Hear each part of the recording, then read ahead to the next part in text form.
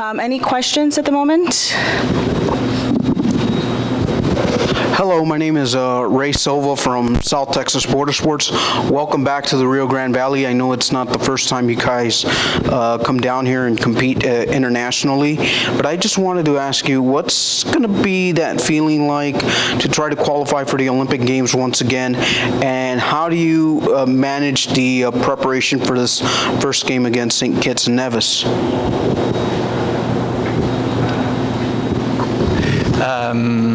Is this one working? I don't know. Well, we are definitely happy to be back here, coming back into competition mode. We've been looking forward for this tournament since last summer, so it's good to be ready to compete again. We got some good memories here on this stadium in these facilities, so hopefully we can get another good feel and good memories from this stadium. I enjoyed being on this pitch. Last year was fantastic, 1.5 years ago, so hopefully it'll be that again.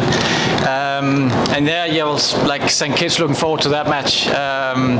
St. Kitts got a great thing going. I think they started a few years ago, and then they're slowly starting to build up with young players. I think that's a very the right way and courageous way to do it, instead of trying to get players in that are 20-something and then start to build from a young perspective. So I'm looking forward to the match for sure.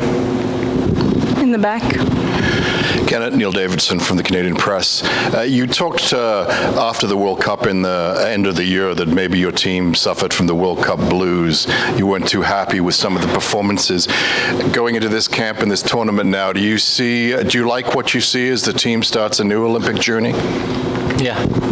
I think I really like my team. I really like my players and where we're at. I think it was I won't say unacceptable, but I'll say the response we had after the World Cup was surprising, but understandable. So we had a lot of effort putting into what we did last summer. I think the most right way to get back is to look at this tournament. Friendlies is one thing. We'd like to play friendlies, especially when we play at home. But friendly is a way of preparing ourselves for this tournament. I think we use the friendlies for exactly that, having new players on the pitch, not playing the same lineup every single time. We learn from it. Some other question was raised. I think we then answered them further down the line during the fall. And I think I got some very good answers going into this tournament, more than questions. So that's a massive positive. In front.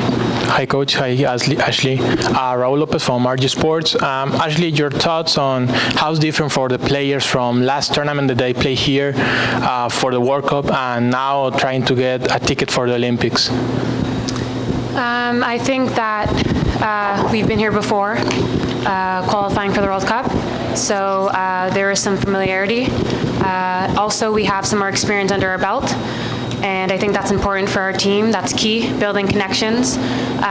We do have some younger players in, but players with experience, players that had that opportunity to play with veterans, to be in the squad and get some game experience under their belt. So I think that as a team, we've grown a lot. And just under the leadership of Kenneth and the staff, we've went towards the mindset of being number one. It's always been a shared mentality. So I think now, this time around, coming into this CONCACAF, it's of course to qualify, but we want to win it, and we want to continue to push ourselves like we know we can. Ashley, I wanted to ask you, what's that experience and process been like working with these younger players and try to get them up to speed with some of these older veterans? It's been an interesting process. I think we are so fortunate to have this environment put on by Kenneth and the staff. They allow young players to bring their identity. I think that we have veterans, we have leadership that give us the freedom on the field and off the field to really explore our talents. And I think that it brings a new dynamic to the team for Canada. And I think it's very important for these young players to get that game experience, but also for them to understand that they can make a difference on the field. They are younger players, but they do bring another element, and I think that can really be the difference for us during this qualifiers. John Molinaro from CanPL.ca. Can you talk about what you saw from Ashley in 2019 that led to her winning the Canadian Player of the Year, and what you would like to see or even expect from her coming, in an Olympic year? Well, I think at club level and international level, meaning both, like when she's playing in Champions League, when she's playing with us, you've seen over the last years a growing player who's matured a lot, and that's definitely sometimes meant negative, but this time it's not. Decision making is fantastic. I think. Like my point of view, she's the best fullback in the world by far. I think she can play both ways. She got a left foot and a right foot. She got speed. She can pass. She can defend. So that's quite attractive in a footballer when she can do all that. And then she can play in so many different positions. We've experienced a little bit with having Ash in the midfield out wide. She can play wide forward. She does that these days for PSG. So it's quite an exceptional player. We've got on our team, and fortunate she's a Canadian. Laura Dyken from TSN. For Ashley and Kenneth, if you want to weigh in as well. Obviously, the secondary story here is Christine and the goal record, approaching that. What has she meant to Canada soccer? I can start. It's not really easy to put into words. I feel like Christine, as just a teammate, is a leader for Canada. I know myself, growing up, I looked up to the national team, but she was at the forefront for scoring goals and helping to put Canada on the map. I remember the London 2012 Olympics. That really sparked a fire for me, and I knew I wanted to represent Canada one day, and she was one of the catalysts for the country. And so I think that she does such a great job at inspiring others by leading by example. Now being a part of the team, she continues every day to be an example, putting in the time, putting in the work, and it just seems so effortless. And so, it's just, I'm so grateful to be in the environment, to have that impact that she has on me, but I know all the other players, and I know tomorrow's her first game, and it could be the game that she breaks the record. And I know that as a team, we're all behind her, supporting her, because she deserves it more than anyone. Yeah, I can answer that. Okay. Well, I think that she just said exactly like my words. She's a world-class footballer, but also her character is unbelievable. You see players or athletes occasionally at her level in the international game on any different sports that doesn't put the work in, and they cannot lead. They can be a great player, but they cannot lead. And Singi is doing exactly that. She is maybe the most professional player, in every single environment I've been in. I went to Portland once. She was there before all the other players. She went last. She's taking care of herself on and off the pitch. So she's doing everything that a professional athlete should do. So it's not just luck. She's about to break the record. It's also a lot of work. Coach, any thoughts on the other team on this group? Yeah, we put some thoughts into the other teams as well. Well, first and foremost, it's St. Kitts and Nevis. We know a little bit about them, not too much, but a little bit, and definitely respect them. I think the two that got up front, Lawrence and Brown, I think they look very, very good.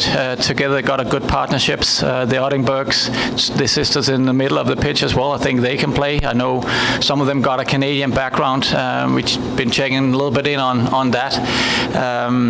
So we definitely go into that match with respect for the opponents. I think they put out a very good performance in the Caribbean qualifiers against Trinidad and Tobago.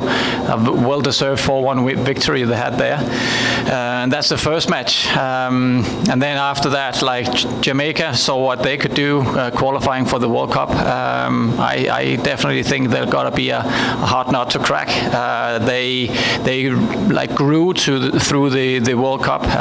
They got some results that definitely didn't match their performance during that World Cup. Had a great qualifier last year.